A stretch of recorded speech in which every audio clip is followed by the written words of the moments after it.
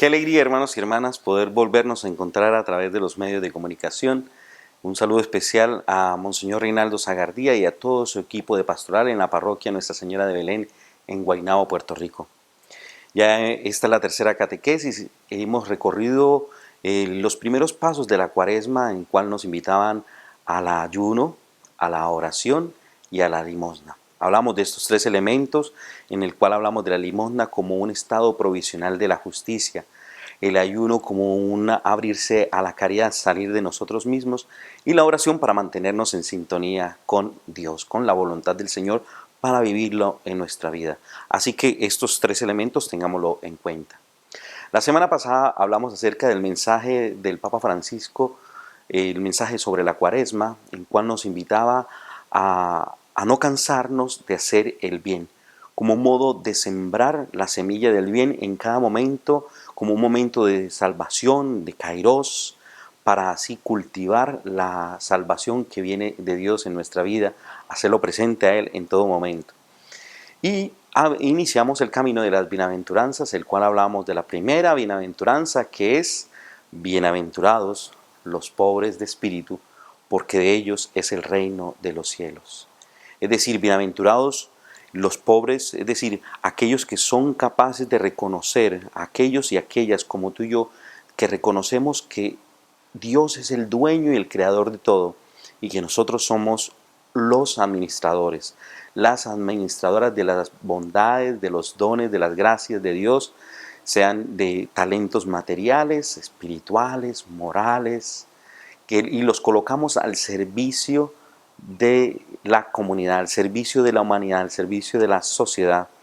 Esta es la pobreza, no en cuanto a sociológica, no es por ser pobre solamente que se es bienaventurado o bienaventurada, no. La bienaventuranza va a hacer que todos, sean ricos y pobres, seamos todos, colocarnos al servicio de una sociedad más justa, una sociedad realmente donde el proyecto de Dios sobre el hombre, que es el proyecto de nueva humanidad, se realice en el aquí y ahora. Y es motivado por el Espíritu de Dios, quien impulsa, quien encamina hacia esa realización de la presencia de Dios, quien motiva, quien ejerce esa fuerza. Es así que llegados a esta tercera catequesis, nos encaminamos a reflexionar, a ahondar y a hacer presente la segunda bienaventuranza. Bienaventurados y bienaventuradas, felices los afligidos, los que lloran, porque ellos serán consolados. Vamos, los invito a que reflexionemos. Como pudimos descubrir en la primera bienaventuranza, Jesús es el bienaventurado por excelencia, porque Él es pobre en espíritu, es decir, todo lo que el Padre le dio, lo derramó y lo dio a toda la humanidad para darnos la salvación, para redimirnos.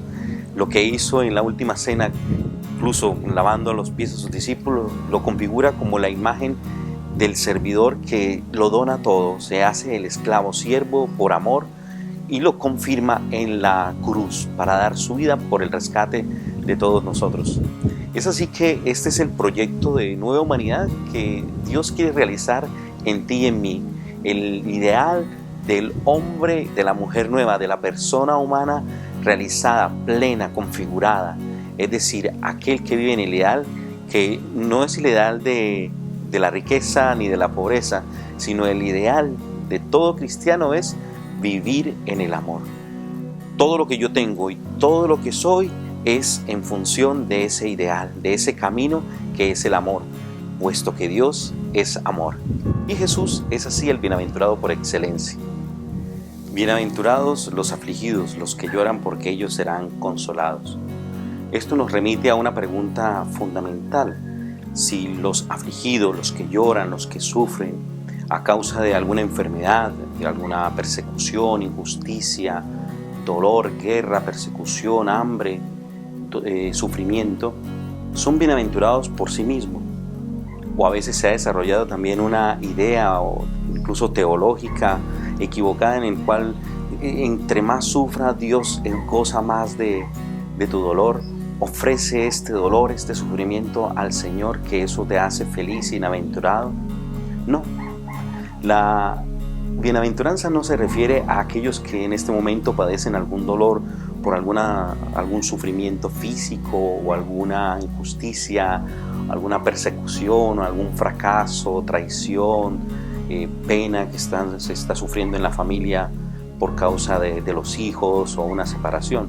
No, la bienaventuranza no se refleja eso. Ni siquiera Dios está de acuerdo con el sufrimiento humano. Dios no quiere que sus hijos ni sus hijas sufran. Dios quiere la alegría. Dios quiere la salvación, pero una salvación alegre. Dios quiere que sus hijos gocen en la verdad y en el amor. Dios no se complace con entre el sufrimiento. Sí, sufre más, llora más, que te sucedan más cosas malas para que Dios te perdone o para que Dios baje su sed de venganza o de castigo que te mereces por tus pecados. No, esa es una imagen equivocada de lo que es la paternidad de Dios. Dios quiere nuestra alegría. Esta es una primera visión de esta bienaventuranza. Bienaventurados los afligidos, los que lloran, porque ellos serán consolados. Entonces, si no es así, ¿de qué tipo de dolor o de qué tipo de aflicción estamos hablando? ¿Quiénes son estos afligidos? ¿Quiénes son estos que lloran porque serán consolados? Vamos a verlo. Para que entendamos cuáles son las personas afligidas o que lloran, las cuales serán consoladas, debemos distinguir dos clases de situaciones y de circunstancias. La primera es aquellos que al ver la realidad de sufrimiento de este mundo, las guerras como la estamos viendo ahora en el mundo, especialmente en Ucrania, con la guerra con Rusia y todos los países en conflicto, los niños que mueren por las calles, las familias que caen bajo las bombas, que tienen que abandonar su familia, abandonar su tierra, las personas que son traicionadas en el amor, en un negocio, en el trabajo, que pierden la oportunidad, pierden un familiar, diversos dolores que el mundo padece, aquel dolor que tú estás atravesando, el sufrimiento por el cual vives.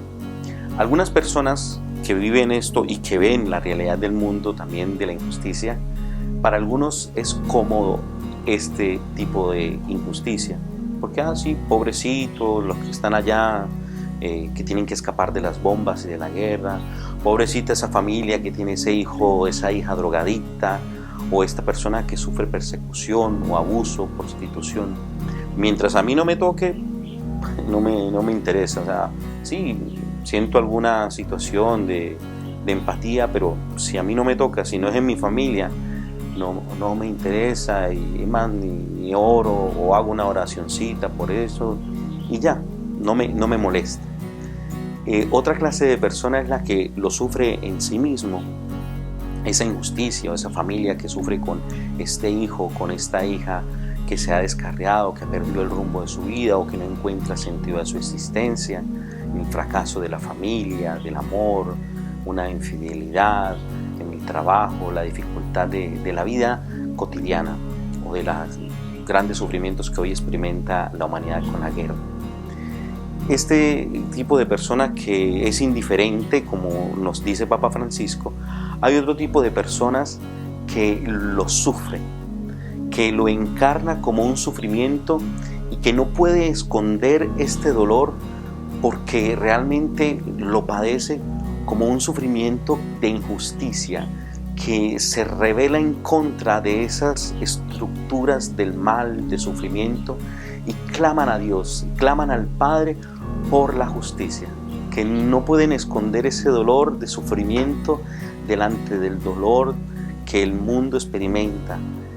Son aquellas personas que viven apasionadamente con Dios este dolor y no se mantienen simplemente como espectadores de la realidad, ni con la indiferencia que a veces podemos abordar las realidades de la vida, sino que lo sufren en carne propia.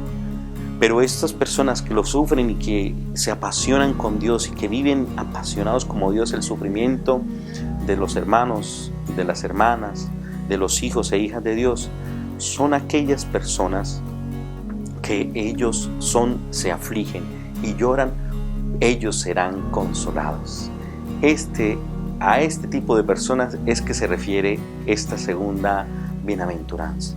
Es a ti y a mí, querido cristiano y cristiana, que no vive con la espalda al mundo, al sufrimiento del mundo, sino que realmente sufre con angustia y con dolor los acontecimientos de este mundo. Que no nos acontentamos de ver de lo que pasa y giramos la cabeza para el otro lado con indiferencia ante el dolor que vive el mundo, que experimenta la sociedad, la ruptura de la familia, y nos hacemos de cuenta de que nada pasó, eso no es conmigo, nada que ver. Estos son los afligidos que serán consolados y consoladas. Existe un tercer tipo de persona delante de los sufrimientos, de las injusticias, de las familias divididas, de las personas que sufren, a quienes les está cómodo este sufrimiento, y son los encargados incluso de propiciar que estas estructuras de dolor y sufrimiento se perpetúen, se mantengan, por decir, los señores de la guerra, los que hacen armas, los que promueven el tráfico de mujeres, de niños por el mundo, los traficantes de droga, las burocracias y las corrupciones a veces en los gobiernos. Esas personas que están cómodos con esta clase de injusticia, ese es otro tipo de persona que no están afligidos, sino se gozan en el dolor, y esos no son hijos de Dios, no son hijos de la luz, sino están al servicio del mal, al servicio de la destrucción, al servicio del antiproyecto de persona, de la destrucción. Y Dios nos propone en Cristo la realización de un proyecto de la persona humana, que es el pobre en espíritu, el que es afligido y afligida, porque serán consolados. Esta imagen de la aflicción toma sus raíces en la experiencia del profeta Isaías en el siglo IV, cuando se hace la profecía aquella que en Lucas 4 Jesús habla, el Espíritu del Señor está sobre mí porque me ha enviado a anunciar la buena nueva, el año del Señor, el año de gracia. Es esa promesa que a través de los siglos se mantenía y se custodiaba en el corazón de la fe del pueblo de Israel, y algunos la mantenían, por ejemplo como Simeón, cuando recibe la visita de José y de María con el niño. Ahora, Señor, según tu promesa, puedes dejar a tu siervo irse en paz, porque mis ojos han visto a tu Salvador, he sido consolado. Junto a Ana, ¿no? Ambos ancianos allí no habían caído en la desesperación, sino miraban al futuro, ese futuro en que Dios estaba presente y está presente en medio de su pueblo, en medio de los dolores, en medio de los sufrimientos, y vivían con pasión, con dolor, los sufrimientos de la sociedad, pero vivían en la esperanza. Recordemos, no la esperanza de que algo tendría que cambiar allí en las estructuras inmediatamente, sino la esperanza puesta en Dios. Es así que tú y yo estamos invitados a vivir como esa aflicción, como esos hombres y esas mujeres que les duele el sufrimiento humano, que no vivimos indiferentes ante el dolor. En la parroquia, los hermanos que sufren, las personas que pasan necesidad, mi vecino, mi vecina, no vivir con indiferencia lo que pasa en la parroquia, en los grupos pastorales, en mi casa, los vecinos, en el conjunto donde vivo. No vivir de espaldas a la realidad de Puerto Rico, de espaldas a la realidad del mundo, sino que me duele, que me apasiona ese dolor, ese llanto, y tomo en mis manos lo posible por cambiar, aunque sea en lo pequeño, estas realidades, pero siempre contando y teniendo en mi corazón, en mi mente, la esperanza en Dios, de que Él, en medio de todos estos sufrimientos, está allí siempre presente, y alcanzaremos su consolación, su misericordia, seremos consolados.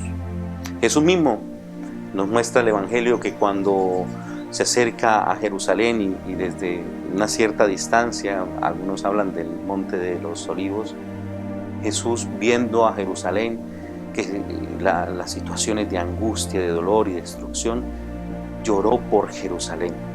Él es el bienaventurado, el afligido, que puesta la esperanza en su Padre, en las promesas de su Padre, llora apasionadamente porque sufre al ver a su pueblo destruirse, a su pueblo perderse.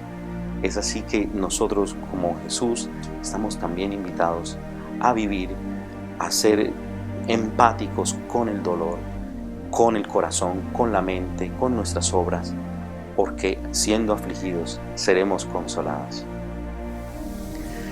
Como hemos podido ver, Dios mismo es afligido, es decir, Dios mismo sufre en Cristo y como Padre de todos nosotros, ve en nosotros y sufre por los hijos, por cada uno de nosotros, por ti, por mí, por todos aquellos niños que están muriendo en la guerra, por todas las familias perseguidas. Dios se compadece de nosotros.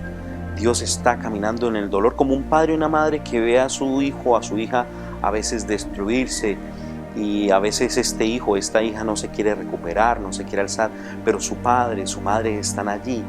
Es ese mismo dolor, metafóricamente, como Dios experimenta y camina con nosotros en nuestra historia. Por lo tanto, quien se aflige con Dios no va en desesperación, no va en depresión, porque se abre a la esperanza en Dios. Una esperanza que el mundo nuevo es posible. Si perdemos la esperanza, caemos en el pecado de la desesperanza. En síntesis, decimos: bienaventurados los afligidos, los que lloran por el mundo nuevo, luchan, no pierden la esperanza en Dios, que el mundo de bondad y justicia es posible, porque ellos y ellas serán consolados. Ellos y ellas serán artífices del mundo nuevo, del mundo del amor, del ser siervos al servicio, que colocan todo al servicio de los demás, que no destruyen, sino que son administradores de la misericordia. Es así, mi querido hermano y hermana, que vivamos esta bienaventuranza y hagamos un examen de conciencia sobre nuestro modo de colocarnos en el mundo, de colocarnos al ver la realidad, los sufrimientos, las angustias que vivimos tanto nosotros, cada uno de nosotros en nuestra familia, y lo que está pasando el mundo en este momento. No vivamos de espaldas a los sufrimientos de los demás, sino que con un dolor pasional, con un amor, un dolor que ama, un dolor del Padre, queremos cambiar esas estructuras, queremos estar presentes, que con nuestra oración, con nuestra caridad, podamos tocar las llagas y el dolor del mundo también, aunque sea con la oración, con el pensamiento, y si podemos con las pequeñas obras, que todo acto de amor siempre tendrá su fruto, tendrá su recompensa.